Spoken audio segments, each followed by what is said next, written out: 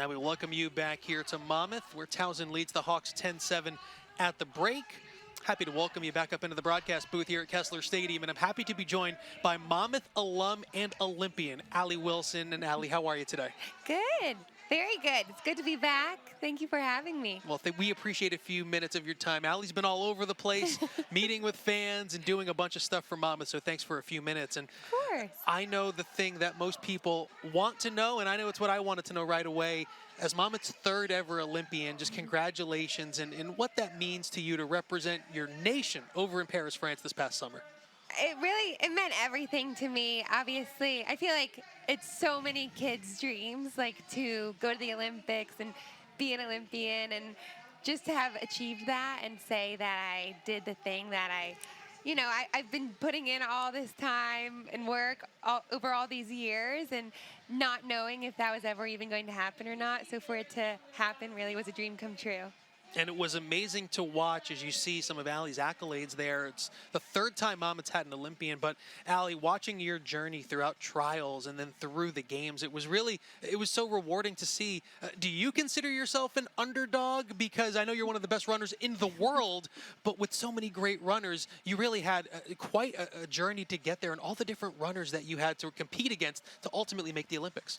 I do, yeah. I've always felt more of like an underdog. I've had that underdog mentality for a long time. I mean, even coming to a smaller Division I school, I think that's kind of where it even started, was like making it to like regionals, NCAAs, coming from like a school that a lot of people didn't even know where it was or how to pronounce it. And I'm lining up against these people from these big name schools that, yeah, so I feel like that's like the type of schools maybe people expect to see on a stage like that. And so to make it there, coming from a very small school, I always felt like very prideful in that. And yeah, I've definitely taken that with me up until this point in my career. And yeah, like you said, there's so many amazing, very talented athletes, and it's so hard to make the team for the USA. So I would say, yeah, I never felt like I had it like in the bag to be making the team, but I knew I needed a chance, and that's all you really need.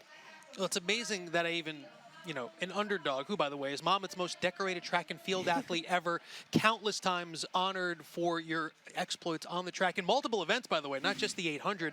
So it's funny that you could be the greatest athlete Monmouth's ever had and then still, like you said, be an underdog on that stage. And, if you could take the viewer through what that experience is like. You and I talked about it earlier, on that boat for the opening ceremonies and going through, and just what it meant to you to put on the red, white, and blue and represent your country throughout the games. Yeah, I feel like I'm like getting a little choked up just even like hearing you talk about it or thinking about it again. Yeah, it definitely was something that I made sure to soak up every single moment, because I knew it was going to be like the best 2 weeks of my life and something I would be telling my grandkids about one day. And it really was. It was just like a compilation of just pinch me moments, like one thing after the next. I was like, it just keeps getting better. And yeah, it truly was just, I was living my dream, and I made sure to just soak it all up for as much as I could while I was there, and I definitely did that. And while you did that, and this will be the last question, because I know you've got a lot more to do this afternoon, but you've competed on the biggest stage at the Olympics. But when you think back at your time here at Monmouth, what are the things that most stand out to you and that you most remember throughout your Monmouth experience that kind of started you on this journey?